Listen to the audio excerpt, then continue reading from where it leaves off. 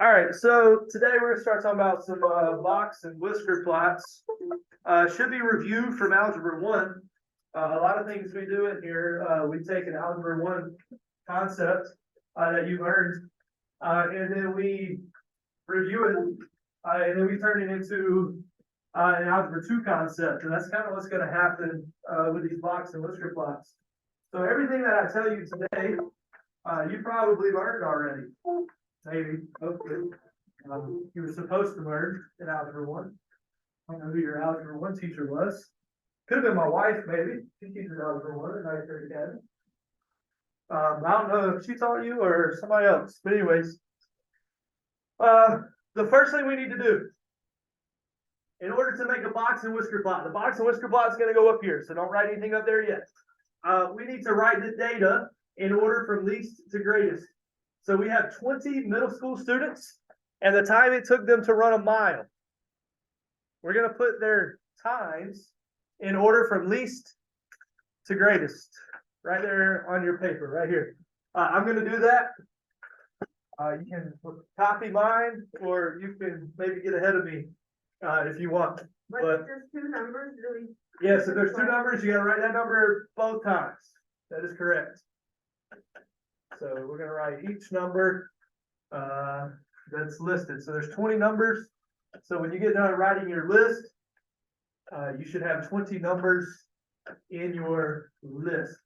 5.75 is first, and then 6, and then 6.5 comes next. I'm crossing them out as we go. Imagine how long it would take if we did like the mile times for every student at Pike County Middle School. How long would that take us to put it in order by hand? Yeah, so we don't want to do this by hand, really. I'm going to show you by hand one time today. But after today, you don't have to do these by hand. And that's why I ask that you use your calculator, or you can use Desmos also. 6.75, 7, 7.5, I think is the next one. Try not to leave a number out. If we had a whole like 900 numbers, it'd be really easy to leave a number out. And it would take a really long time to take 900 numbers and put them in order from least to greatest. I promise you don't want to do that. 8.25, 8.25. Let's just write the rest of these down. 8.5, 8.75. I'm kind of cheating because I have the answers already, but that's okay. I just want you to see like how time consuming this could be if we had a whole bunch of numbers. 20 numbers takes long enough, but if we had even more than that, it would take even longer. 10, 10.25, 11, and 13.75. I do not want to do that by hand if I don't have to. There's computer software out there that will sort these numbers for you. You just type all the numbers in, and then you click a couple buttons, and they're sorted in whatever order you want. Ascending order, descending order, alphabetical order, backwards alphabetical order.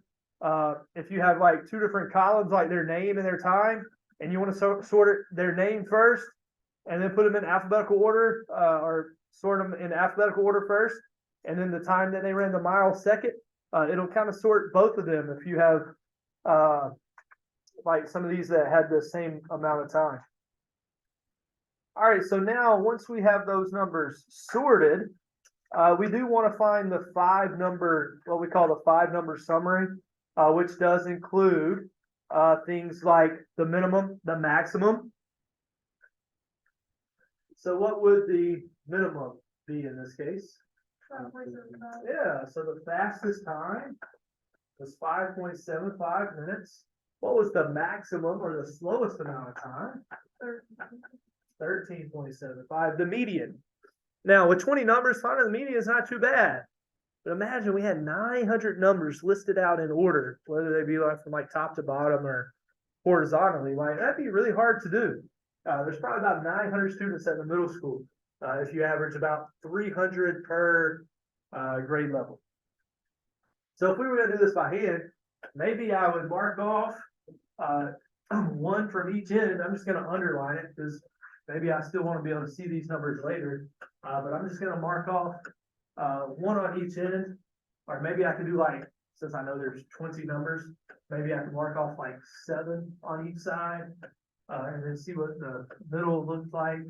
But the median is the number in the middle, so we are just trying to find the number in the middle.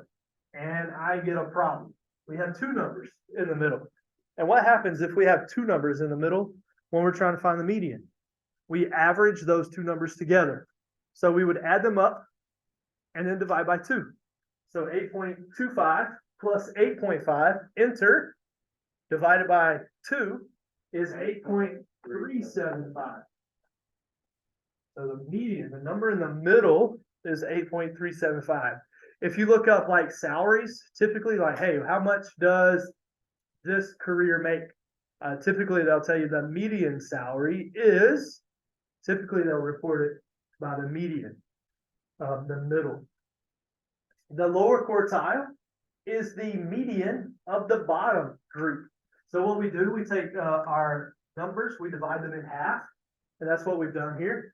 And we're going to find the median of this lower half of numbers. So from 5.75 to 8.25, what would that be? So 8.75, or 5.75 rather. So I'm just looking for the middle of this lower half, 6.758. And we see we have the same issue. We have 2 numbers in the middle of the lower set of numbers. So the number average between 7 and 7.5, the number halfway between those. You can add them together in your calculator if you need to, but that would be 7.25. And then the upper quartile would be the median of the upper half of numbers. So we're going to go from 8.5 to 13.75, and we're just looking for the number that is in the middle. And again, we run into the same issue. We have 2 numbers in the middle, so we average those 2 numbers together. 9.25 and 9.5, add them together, hit enter, and then divide by 2. We get 9.375. 9.375. Now, how do you do that on the calculator? Maybe you remember like, man, I remember from Algebra 1, we did this. I remember how to find those numbers on my calculator. Here's how you find them on the calculator. I'm also going to show you how to find it on Desmos. But if you have a calculator, you're going to hit the data button. You're going to hit the button that says data. And we're talking about the greenish, bluish looking calculator that most of you have. Yeah, that one. If you have Desmos, I'll show you Desmos in just a second. So you would hit data, L1, L2, L3 probably pop up. You're going to type all of your data into one of those. Does it really matter? No. But let's type it all in L1, just so everybody is the same. And does it matter what order we type it in? No, so I'm going to go back up. I'm going to actually use this instead of the order that we put it in. So 8, 7.5, 6, ... You're going to have 20 numbers all together. Type all 20 numbers in that list. It doesn't matter if they're in order or not. The calculator is going to calculate what we need for us, even if they're not in order. If you want Desmos, in Desmos, you're going to type the list of numbers in. And we're going to name that list. I named it like capital M for miles, equals. You're going to use a bracket, the square bracket, and you're just going to type all the numbers in separated by a comma. And Desmos is really nice. It actually counts how many numbers you have. Like, hey, there's 20. I typed in 20 numbers. If I add another number, 21. I know I had typed something in wrong if I get 21. So in Desmos, we can just type it in, name it, whatever you want to name it. I named it capital M, but it definitely needs a name. Capital M equals. So the set M is equal to all of those numbers. And I used M for miles, or the mile time. So I'll give you a second to type those in. Once you get those typed in on the calculator, I'll show you how to find those 5 numbers. So you're gonna type all 20 of those numbers in.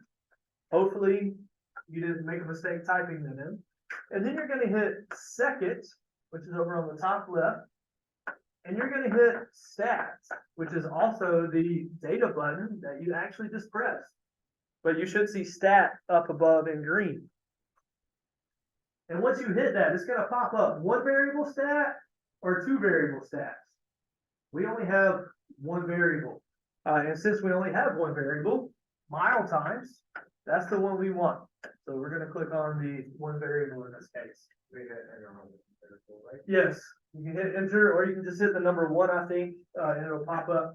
Now, under 1 variable, it'll say something like data, and it'll say L1, L2, L3. Well, where did we type our data? We typed our data in L1. Had I wanted to do this and I had a different set of data, but I didn't want to delete the data that I just put in there, I might type the other set of data in L2, and then when I do this, I might use L2 instead of L1. And then it says something about the frequency. It says something about the frequency. For now, we just want that to be 1. The frequency 1. If the frequency is something other than 1, maybe we had like 5 minutes 8 times. So in L1 you would type 5, and in L2 you would type 8. So that would let the calculator know that, hey, 5 happened 8 times, but we didn't do that. And then you can click the calculate button. And once you do that, you should see a whole bunch of numbers pop up, some of which we're going to go over tomorrow. You have no idea what they mean today, but we're going to go over them tomorrow. The first one should say n equals 20. And there's going to be a whole bunch more on there. But if you scroll down, you'll eventually find the minimum. You'll find Q1. You'll find the median. You'll find Q3. And I think you'll find the max. And those will be all the way at the bottom. Make sure those 5 numbers match the 5 that we had right here. Is there a way to go back to that n equals 19? You will hit data again, and all that data should still be there. So then you can check and see percent data.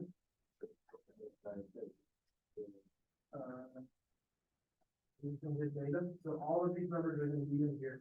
So you don't have to go back and see which one you missed. So you missed one somewhere, and then you can just add it at the bottom. Okay. Yeah, so you did miss a number somewhere. So just see what number you missed. On Desmos, if you have any questions about the calculator, I'll be happy to help you if you need it. I'll show you on Desmos. On Desmos, you're just going to pull up the on-screen keyboard. There should be a button that you can just click where you would type stuff. You'll click on functions. You'll go to statistics. If you notice, you'll see like the median, the minimum, the max, the quartile. I wanted to do all of them at one time for me. So if I click on stats and I type the list, our list was titled capital M, it'll do all of them at one time for me. So on Desmos, you type the list in, you click on that stats button. Yes, it will do them all at one time. It will do them all at one time if we click the stats button. How did I get the stats? I clicked on functions, and then I clicked on under statistics. I clicked on stats.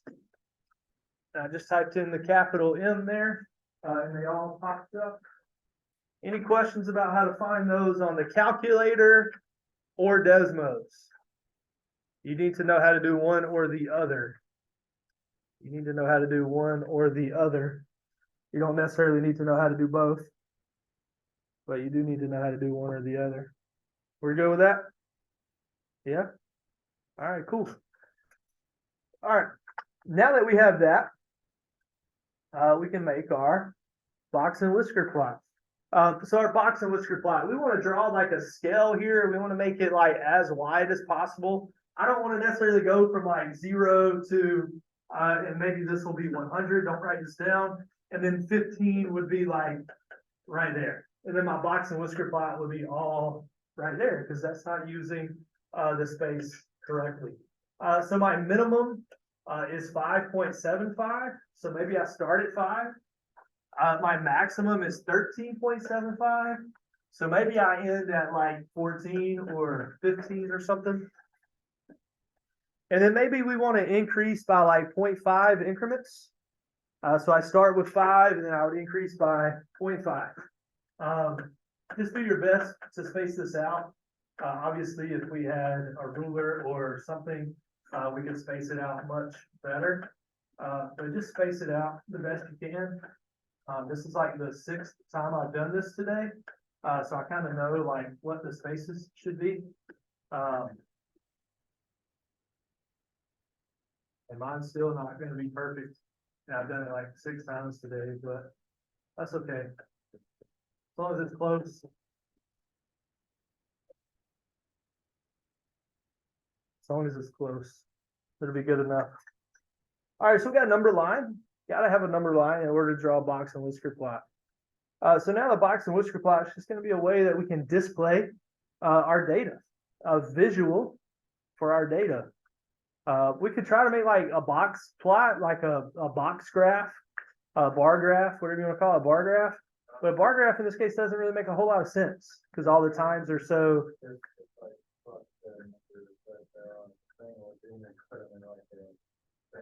We're not plotting these numbers. We could, but we're not. We're actually going to use these 5 numbers. And these 5 numbers are going to be what makes up the box and the whisker for our box and whisker plot.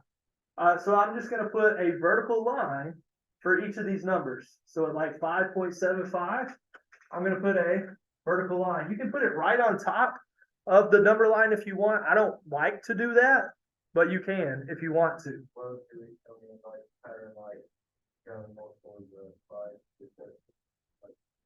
Yes, probably. That is correct. And then I would put the next number would be 7.25, which would be the lower quartile, 7.25. So here we have our minimum. We would call this Q1, the lower quartile would be Q1. We're going to put the median on there, which was 8.375.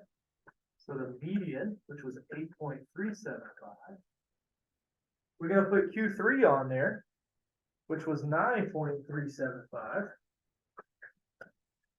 And we're going to put our max on there, which was 13.75. So our 5 number summary, those 5 numbers that we just found, is what is the numbers that we use for our box and whisker plot. The middle 3 make up the box. So the middle 3 is going to be a box. And then the 2 extremes, the min and the max, make up the whiskers. The min and the max make up the whiskers for our box and whisker plot.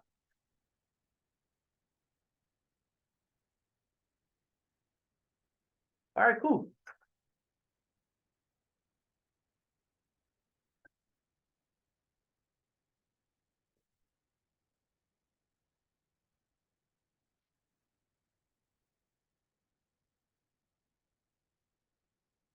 Now, what really just happened? The box and whisker plot really just took our data and divided our data into 4 equal sections. Meaning, there's just as many middle schoolers between the minimum and Q1 as there are between Q3 and the maximum. There's just as many middle schoolers or middle school times between Q1 and the median. So each one of these sections are evenly divided. Like the data has been evenly divided into 4 sections. We call those sections quartiles. And if you were to take something and divide it into 4 equal sections, how much would each section be worth in terms of percentages? 25%. So 25% of the data, 25% of the runners ran between the minimum and the Q1 value. 25% of the runners ran between the Q1 value and the median. 25% of the runners ran between the median and the Q3 value. And even though it looks like there's a lot more between Q3 and the max, well, the Q3 and the max is just more spread out. So that last 25% was just more spread out. But there's still only 25% of the runners ran between that 9.375 minutes and 13.75 minutes. And here's what we can do. We can use maybe different colors. Maybe you have highlighters. Maybe you want to grab some colored pencils or crayons in the back if you want. And we're going to highlight each quartile, and we're going to highlight the data that corresponds to that quartile, so we can see that, hey, there is the same number of runners within each section. And that's what's really nice about box and whisker plots. So you need 4 colors. There's colored pencils, crayons back there if you want to borrow some. There's markers back there, but they may not work as good. I have 2 highlighters up here. If you would like to borrow them, it looks like. So 25% of the data lies right there between the minimum and Q1. If we come down to our actual data that we put in order, 5.75 to 7. 7.5 would be outside of that. So from 5.75 to 7. So that first quartile, they're called quartiles, contains 5 of the middle school runners. The second quartile, from 7 point something to 8 point something, is going to contain 25%. So from 7.5 to this 8.25. Well, guess what? That's the same number of runners that was in the first quartile. And we call them quartiles because quart, kind of like quarter. A quarter, there's 4 quarters in a dollar. 1 quarter represents 25% of the dollar. 1 quarter represents 25% of the football game. So we see that there. So the yellow corresponds to that. This third section is also 25%. So that's from the 8.375 to the 9.375. Well, from 8.5 to 9.25, we see that they contain 5 of the runners. So what this box and whisker plot has done, it has broken up our data into equal pieces. So the first 5, the second 5, the third 5, and then the last section also has 5 runners in it. It looks like it's a lot more spread out. 13.75. It looks like it's a lot more spread out, but that's just because the runners, those last 5 runners, were a lot more spread out. So each section contains 25% of the data, and we call them quartiles. So we had 20 numbers. 25% would be 5. So each section would contain 5 of the different runners. And then we should be able to answer some questions about the data using those percentages. Like number 1. The first quartile is from 5.75 to 7.25. It represents 50% of the data. Is that true or false? That is false. How much of the data is actually represented from 5.75 to 7.25? 25%. So this question number 1 is false. It's actually only 25%. Number 2, what percentage of times range from 7.25 to 9.375? What percentage of times range from 7.25 to 9.375?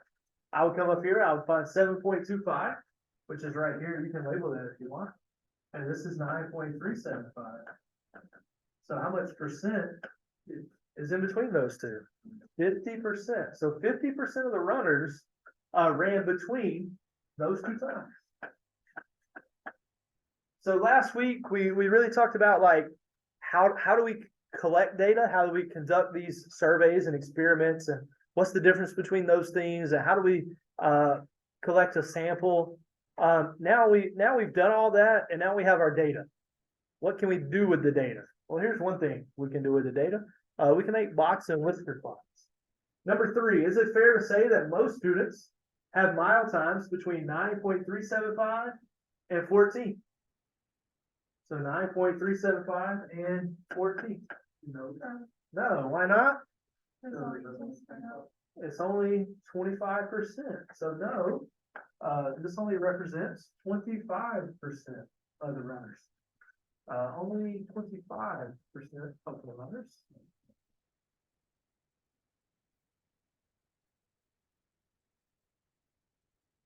Only 25% of the runners, I would say scored, but you don't score, ran between these times. Be a good way to put it, I guess, ran between. So since only 25% of the runners ran between those times, it's not fair to say that most students did that. All right, number 4, some other numbers that might pop up that aren't necessarily needed to make our box and whisker plot are the range, the mean, and the mode. So some other numbers that you may see or have seen before. What is the range? The range, it has something to do with the lowest number. Yeah, the highest and the lowest subtracted from each other. So we would call this the max minus the min. Would be a good way to put that, the highest and lowest numbers subtracted. And what we're really trying to do is like, how much time in our specific case, how much time passed from when the first person finished until the last person finished. And that's what our answer is going to give us in the time. So 13.75 minus 5.75, that is equal to 8. You could just type that in a calculator somewhere. On Desmos, a lot of you are like, well, I don't have a calculator with me today. On Desmos, you can literally just type it in exactly like it looks right there on the left, and it will give you the answer as well. What about the mean? What's another word for the mean? Not the median. The average. The mean and the average are the same thing. How do we find the average? We add up all the numbers and divide by 20. Do we want to sit here and do that? No. Your calculator, if you have the calculator, it's already done it for you. You're looking for X bar. So all those numbers that we talked about earlier, you're like, you don't know what all these numbers mean? X bar is the average. So just find X bar on your calculator. If you didn't have the calculator, and maybe you did it on Desmos, Desmos will also calculate the mean for you. You'll go to functions. You'll go over here, you'll find statistics. And the very first one is the mean. And you'll type whatever you named that list. We named our list capital M.